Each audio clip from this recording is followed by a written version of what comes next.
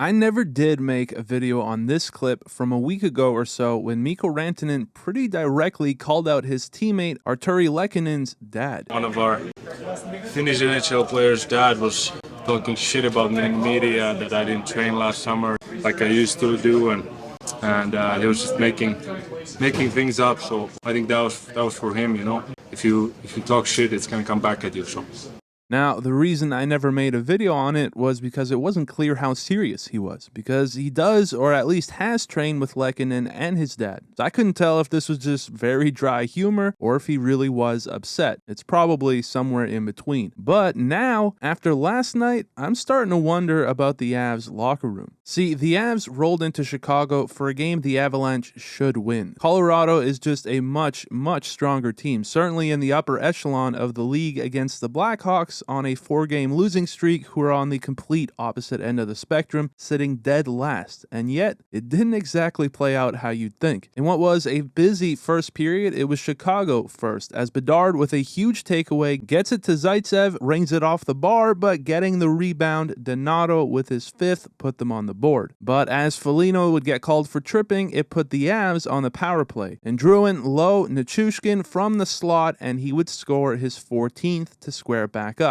The Avs would go right back to the power play as Bedard was called for holding the stick, and so Rantanen passes it, big save from Mrazek, but again it's Nichushkin who would clear it up in front as the Avs were up 2-1, as you'd maybe expect. However, they didn't hold it long, Bedard in feeding Reichel, and just like that, they were squared up again, and just beautiful stuff from Bedard here, and Reichel with the finish. And so again, a busy first meant we were squared up after 20, and it stayed that way for much of the game, as no goals in the second gets us to the third, where things got messy for the Avs. You're not going to win if you're in the box, and Woods would get called for holding to put the Hawks on the power play, where sure enough, Bedard in, nice little pass to Zaitsev, tick, tack, toe, Foligno finds Johansson in front, and they score to take back the lead. Now, they didn't show footage of it, but Miles Wood would light up the official and got called for unsportsmanlike, getting 2 and a 10 to get the boot, which meant the Hawks stayed on the power play. Again, it's hard to win like this. Now, while they killed it off, you saw some frustration come out for the Avalanche late in the game, after Blackwell with a hard hit on MacKinnon led to some extracurricular activities as time would slowly bleed away. Blackwell definitely taking some abuse, but ultimately, this just meant Johansson got another penalty, when there was still time to push this game to overtime. But again, as time would tick away, eventually it was the Hawks at home who took it 3-2. In a game that the much stronger Avs should probably have had, but they're now 4-5-1 in their last 10. And so that then gets us to this post-game interview, where Toews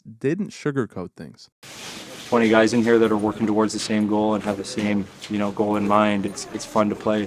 When you have 14 guys that are playing to the structure and 6 that aren't, it's really tough to win in this league. We got some guys that think they're playing well, and I think they're kidding themselves at this point, doing things that, you have no idea what play they're going to make or where they're going to be on the ice. And it's tough to play in this league when you don't know where your teammates are going to be. So.